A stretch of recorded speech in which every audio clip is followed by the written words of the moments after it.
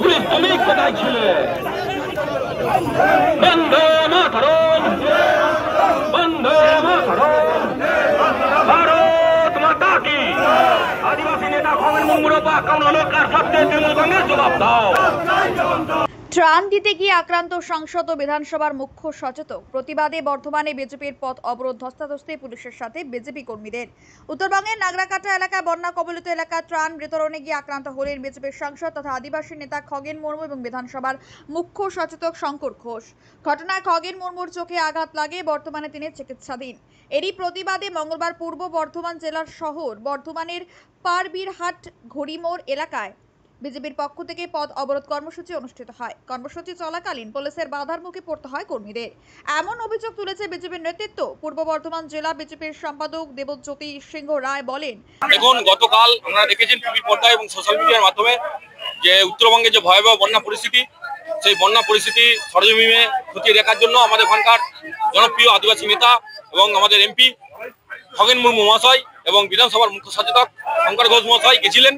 সেখানে তৃণমূলের জিহাদি বাহিনী বলা যেতে পারে, তৃণমূলের জিহাদি, কারণ যারা যারা আক্রমণ করেছেন আপনারা দেখেছেন যে আমাদের মাননীয় বিরোধী দলনেতা একদম মার্ক করে দেখিয়ে দিয়েছে যে তারা হচ্ছে জিহাদি, এবং সেই জিহাদিরা তাদের গাড়ি ভাঙচুর করে এবং খগেন মুর্মুকে এমন ভাবে পাথর এবং ইট ছোড়া হয় তার মাথা ফেটে যায় এবং চোখের নিচে যে মূল যে হাড়টি এটি ভেঙে যায়।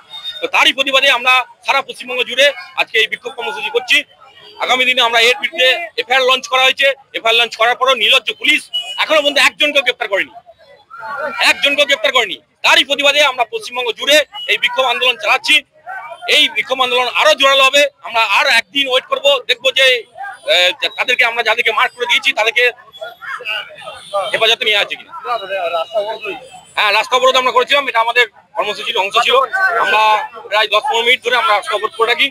আমরা সাধারণ মানুষের কথা বিবেচনা করে এবং পথ চলতি মানুষের কথা বিবেচনা করে রাস্তা অবরোধ আমরা তুলে নিই। এটা আমাদের প্রতিটি পুলিশ আমাদের বাধা দিচ্ছিলেন। এই পুলিশে কিন্তু যখন আক্রমণ হয়, যখন আমাদের উপর, আমাদের কর্মীদের উপর আক্রমণ হয়, এই পুলিশকে দেখা যায় না।